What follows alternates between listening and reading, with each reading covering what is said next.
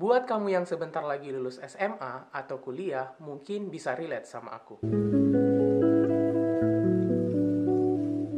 Di akhir masa studi, biasanya, untuk menuju ke chapter kehidupan selanjutnya, kita seringkali dibuat galau dalam menentukan pilihan atau jurusan yang ingin kita tekuni. Alasannya sederhana. Yang pertama, kita belum menemukan secara pasti minat dan passion kita di mana. Kedua, adanya distraction dari luar, seperti pilihan keluarga, apa yang kita lihat dari orang lain. Wah, si A bisa sukses sebagai dokter, si B bisa beli iPhone dengan jualan online. Pendapat orang lain ataupun anggapan masyarakat menambah kegalauan dalam diri kita, menentukan babak baru di kehidupan kita. Setelah merasakan dan melewati fase ini, aku merasa tertarik untuk merangkum pola pikir atau mindset yang aku bangun selama ini. Hasil dari rangkuman tersebut, aku kumpulkan dalam satu video, dan semoga video ini bisa membantu teman-teman dalam menyelesaikan permasalahan ataupun keluar dan bangkit dari kebimbangan ini. Buat kamu yang nonton video ini, karena muncul di beranda YouTube kamu, kenalin, aku Fahruki Waris, saat ini sedang menjalani program beasiswa master di Kocaeli University Turki. Di channel ini, aku bikin video beasiswa, belajar, dan pengembangan diri. Kalau kamu suka topik seperti itu, channel ini aku desain untuk menemani perjalanan hidup kamu di tahun 2021. Aku juga pengen ngasih tahu ke teman-teman kalau channel ini terinspirasi dari YouTuber Indonesia Sahid Asmi Ibrahim dan YouTuber luar negeri Karma Medi.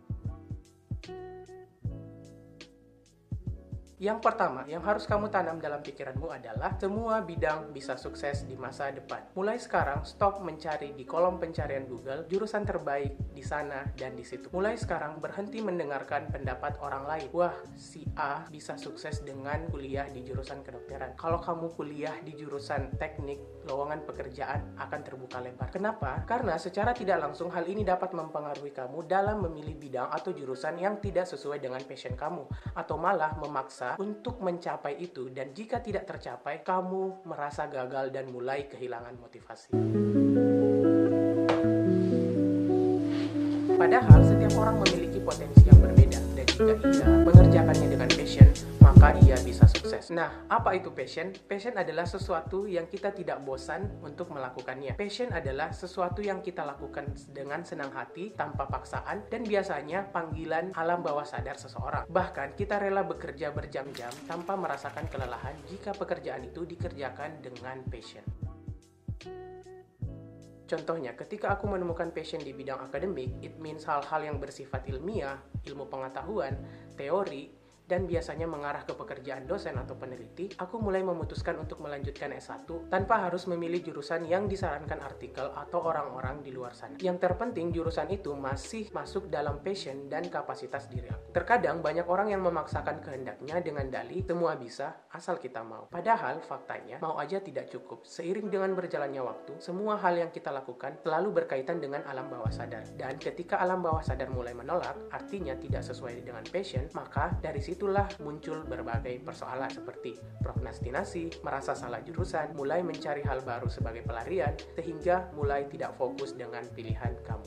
Nah, setelah menemukan bidang yang akan kamu tekuni, mulailah menjadi T-shaped people. Istilah ini pertama kali aku dengar dari konten kreator Felixandro Ruby, dan ternyata aku sudah pernah melakukannya. T-shaped person itu apa? T-shaped person adalah orang-orang yang skillnya huruf T. Jadi, dia dalam suatu bidang, tapi juga aktif mengembangkan hal-hal baru di luar dari bidang yang dia tekuni. Contohnya, aku aktif mengembangkan 10 soft skill yang wajib dimiliki seseorang, seperti komunikasi, motivasi diri, kepemimpinan, tanggung jawab, kerja tim, problem solving, bekerja di bawah tekanan, dan manajemen waktu. Dan semua ini teman-teman bisa dapatkan dengan mengikuti berbagai kegiatan ekstrakurikuler atau pengembangan diri lainnya. Dulu sewaktu S1, aku lebih banyak mengembangkan soft skill aku dalam jangka panjang dengan mengikuti program beasiswa Rumah Kepemimpinan. Aku juga aktif di jurusan aku dengan mengikuti Badan Eksekutif Mahasiswa atau biasanya juga disebut dengan Himpunan Mahasiswa Jurusan. Dan jangka pendek, aku banyak mengikuti kegiatan kepemudaan baik skala nasional maupun internasional. Yang terakhir adalah mampu mencari benang merah. Terkadang apa yang kita rencanakan hasilnya tidak sesuai.